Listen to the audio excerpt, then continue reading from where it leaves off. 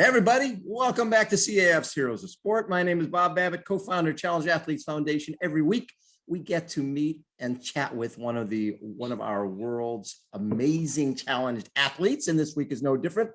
Our next guest, Mr. Eduardo Garcia, the star of the movie Charged, and we are celebrating, not celebrating, well, I guess we are celebrating a 10-year anniversary, and it's interesting. It's October 9th, 2011.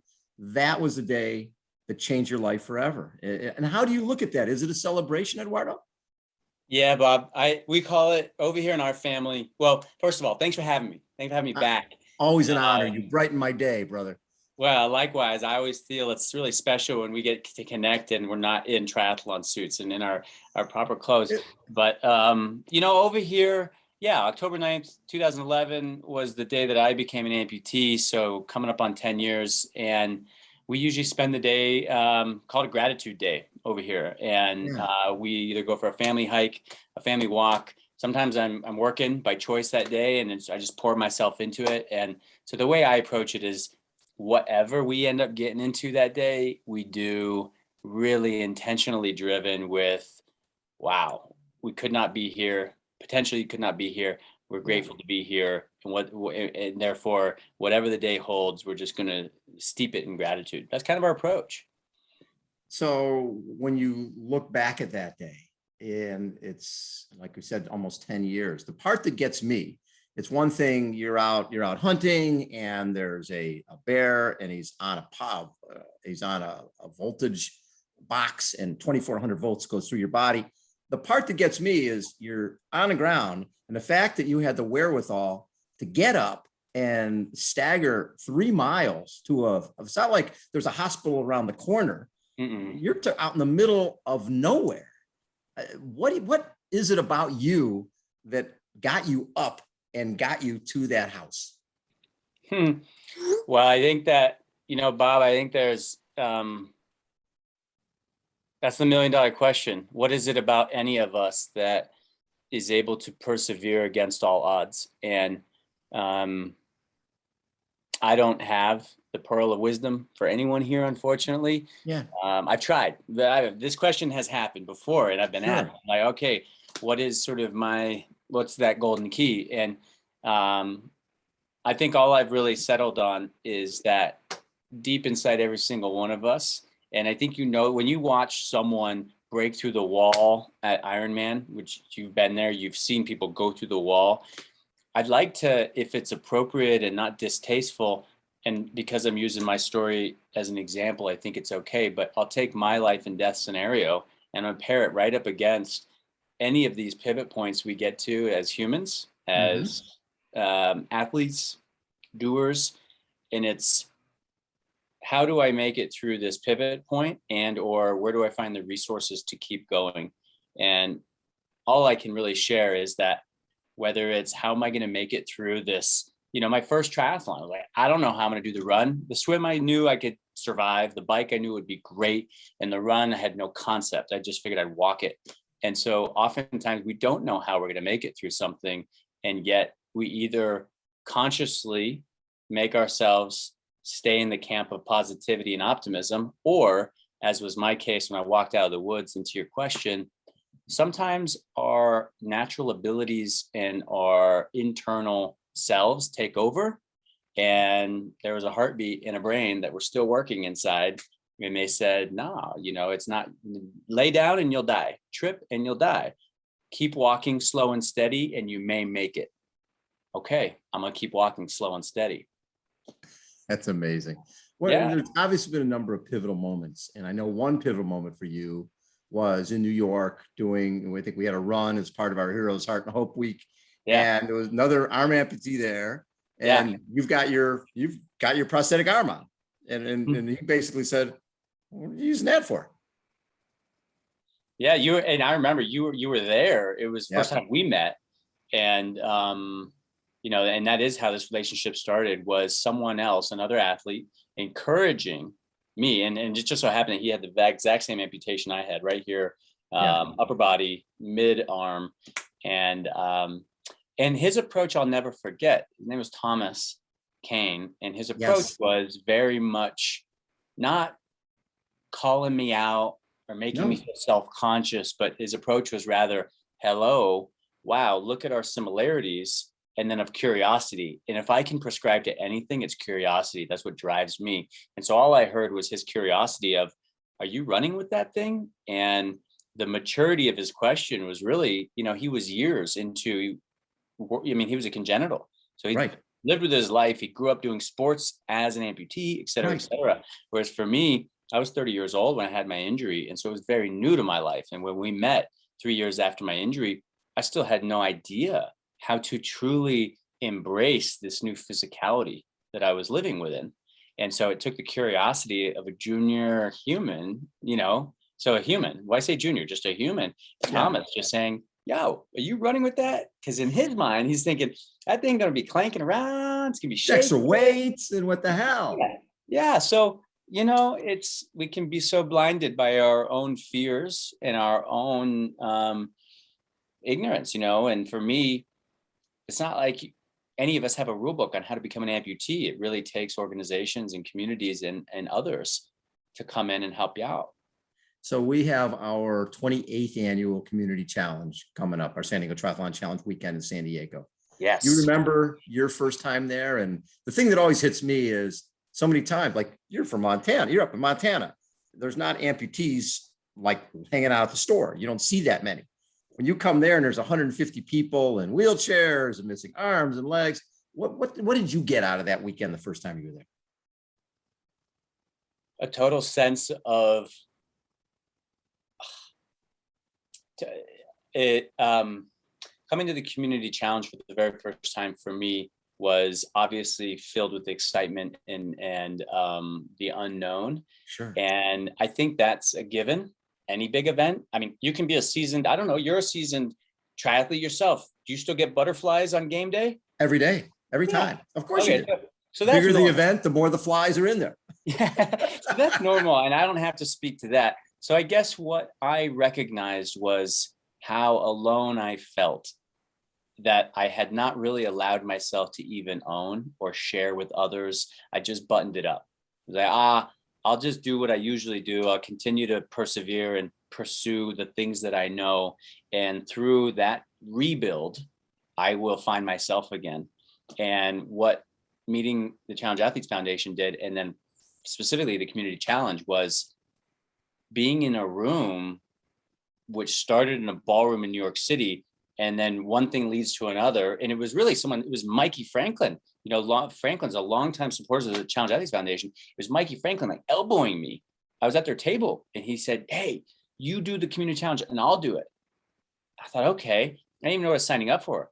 And of course, game day shows around and he couldn't make it because he had school or something, but I'm there. I'm like, oh my gosh, this is going to be, and so I think what I realized is how desperate I was as a new amputee for community. That I could learn from, just visually learn from. You watch someone else put their prosthetic on, get their bike ready, button something up without all of their limbs. And all of a sudden you realize that our limitations are mental, and really the physical limitation is only in how we think about it, right? Not in our ability. It's just how do we think about it? And so the community challenge helped me think bigger about how to be an amputee, right? So being an outdoor guy, you were just at the fly fishing event in Bozeman, Montana. And I think that's the first time we've ever done something like that. And we're doing more and more sort of things that really fit into your realm, more outdoor, on the ski slopes, that type of stuff. What did you come away with from that? Because that was pretty unique. Oh, it was the fly fishing clinic that Challenge Athletes Foundation brought to Southwest Montana, my hometown here in Bozeman, Montana. I believe it was not just me, but every other athlete in the room that was able to attend just simply had a moment of being recognized and seen, right? Because we're not veterans, at least all the athletes that were there. We're not, there are definitely fly fishing clinics for veterans, but there's not, as of yet, we hadn't come across any clinics specifically for those with some type of physical disability, the ones you can see or the ones you can't see. Yeah. And if we know anything about water, very therapeutic. And I believe that for us, we felt it was a really big win. I mean, humbly, in all modesty. It was just, we felt so honored, so seen, and so supported, not because I believe Challenge Athletes Foundation partnered with a local nonprofit as well, to bring it all to life. And so it gave us hope and promise that, hey, up here in the Rocky Mountain West, where triathlon is not king, but outdoors is queen. Yeah, absolutely. Maybe there's a future here. And Absolutely. I just had to say thank you in this platform. Thank you so much for bringing that to us. We were overjoyed. We could bring our families. We can't all bring our families to San Diego, right? True. And yet you guys came to us, and that meant the world. I love it. Well, and the stuff that's going on in Idaho right now with the facility that's being built in Boise. Sure. That's going to be pretty amazing. That's going to be like an Olympic training center in your backyard. That ain't that far. Boise's not that far. The mountains are opening up. I like it. So you also, before the injury, you were a chef. And then since the injury, you created Montana Mex, and you've got a business that's doing well, and you're obviously a chef. And how important in this time when things have been really tough, sport and food are sort of a constant, and they're probably way more important than, and maybe we're underestimated before, but just getting together with family, cooking a great meal together. I know that's always meant the world to you. I remember watching in some of your early videos, just talking about getting a group together and cooking a meal together, and you go out and find this and I'll find that, and we'll cook together and we'll share it. We'll talk story. Yeah. I think that stuff is even more important now than ever before. Oh yeah. It's and or the importance has really remained the same, but it's being echoed by hundreds of thousands of more individuals who throughout the 2020 year and now, and I mean, it continues to today, have found a total deficit of connectivity, and then a total disconnect from one of our primal needs, which is food. And so as a chef, I felt really well positioned, and also a heavy responsibility of, hey, Eduardo, what are you, our food company, Montana Mex, as you mentioned, the data that we heard from our community in the world, hey, how are you all managing COVID? And how are you all managing this pandemic and quarantines and stay at home? And, for as much as Zoom has become the norm, honestly, I've heard some begrudged conversations about, oh, another Zoom call or this, that. And for me, Bob, breaking bread, this is breaking bread. And if we can do it in person, great. If we can do it virtually, and folks from anywhere around the world can tap in and cook with me in my kitchen, that's not BS when I say it. I walk away from every single one of those moments enthused. And what I keep hearing from the world at large is, hey, we need more of that. And it's not just the virtual, it's just we need more connectivity. So it seems like there's just simply hundreds of thousands of more hearts, minds, and voices in unison saying the same thing, which is, we need to be connected more. We need to get together more, and we need to commune more in any medium, in any format, in any capacity, which is music to my ears. With the community challenge coming up, now there's yoga, there's running, there's swimming, there's triathlon, there's cycling, there's all sorts of different stuff going on. What will you be doing? Well, I plan on doing the full triathlon because it's been years since I did the full. Wow. Yeah. That's great. I didn't actually share this with you, Bob, but I did something very different this year, and it was on the heels of COVID. There's a race series in Montana that I love, and it's usually spread out over 6 weeks. Every other week, there's a Olympic tri, a duathlon, a marathon, right? Yeah. But because of it's all out in the woods on Forest Service land, but because of the permitting, it had to be crunched into 3 days. So back to back to back. So I did a Olympic distance duathlon, then the tri, then the marathon, back to back over a 3 day. Wow. And I've always, me, I've always had a lot of enthusiasm. And for anyone listening, if you've seen me out on the track, I'm always hooting and hollering, getting after it, even if I am drafting behind someone, whatever. And yet I've never done that kind of work, right? Right. Every other day for 3 days. Yeah. And there's folks out there, there's folks out there that run a marathon every weekend or and that's never been me. And so I think in this year, going down to San Diego and the two things I look forward to is doing the full triathlon, because it reminds me of how I started with the organization. It was the event that truly helped me believe that regardless of my physical changes, I really could accomplish all kinds of things, no matter how lofty. And doing an Olympic distance tri is nothing to put your nose up at. It's a major commitment and give. So I'm looking forward to that. And then I'm also just looking forward to really supporting the Challenge Athletes Foundation during that weekend. Sometimes I'm at the surf clinic. Sometimes I'm at an award ceremony. Sometimes I'm just simply out at a clinic or at the HQ. And it feels like I'm back in Central Park with you and Thomas. I feel like I'm being reminded that, hey, this wasn't the worst thing that ever happened to you. And it's an opportunity for me to look at all of you and say, hey, can I help take trash out? You want me to, show someone the bathroom? Like what, I just love being available to support. Right. You're awesome. I can't wait to see you, my friend. Same with you, Bob. Are you, I know some years you're out there doing parts of that try. I don't know what your appetite is this year.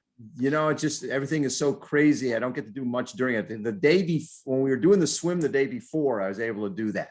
Okay.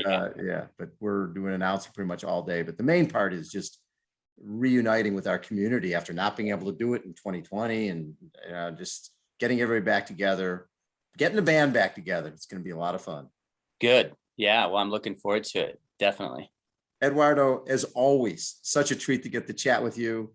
Seeing your face on the screen there, my man, just makes my day. I just love what you bring to CAF, and congratulations on all your success with your business, with your film, with everything you're doing. Hey, Bob Abbott, thanks to you. And I guess we'll be seeing you all very soon. We will. Eduardo Garcia has been our guest, everybody. Thanks everybody for tuning in. This is CAF's Heroes of Sport, and we'll catch you next time. See ya.